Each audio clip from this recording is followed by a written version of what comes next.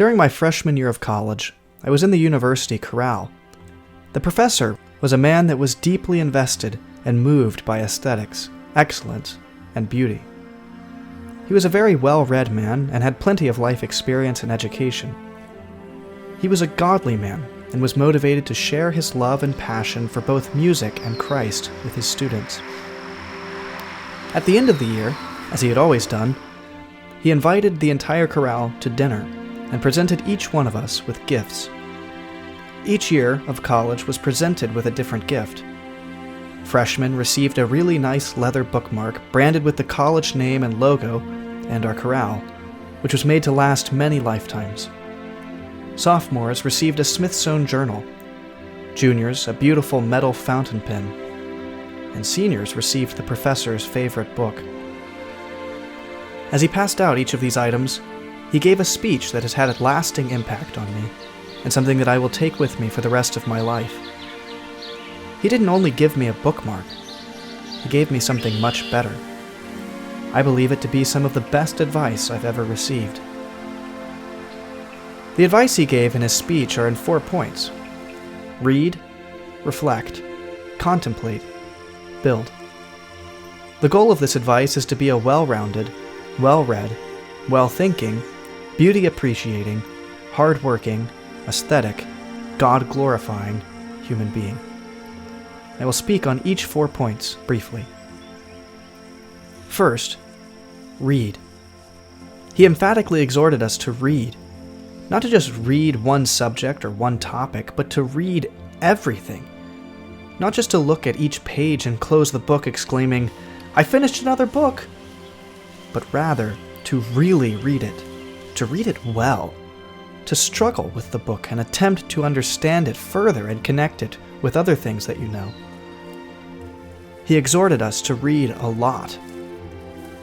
Under this head also, he mentioned intentional living, to read the things that are happening around you, to learn from other people around you, to not sit around wasting time, but to live in a way that facilitates learning. Second, reflect. Don't mindlessly learn something and say, "Well, that was pretty cool." He exhorted us that day to reflect on the things that we learn, to remind ourselves of the knowledge we gained. What good is it to read or live intentionally if you don't remember what you're learning? Time would be better spent elsewhere. One does not change the sheets after making the bed.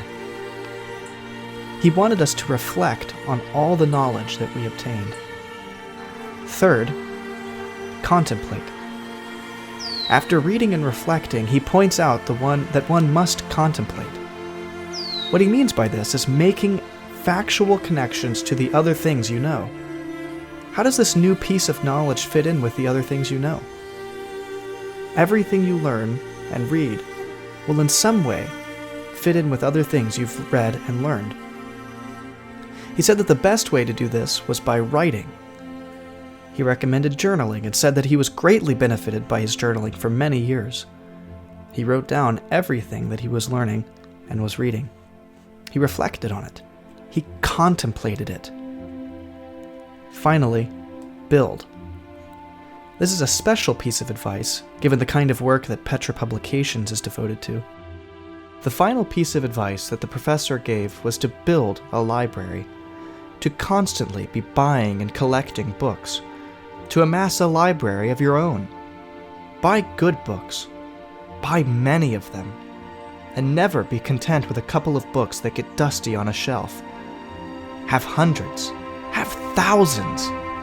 When you run out of room, start stacking them. Always continue to build.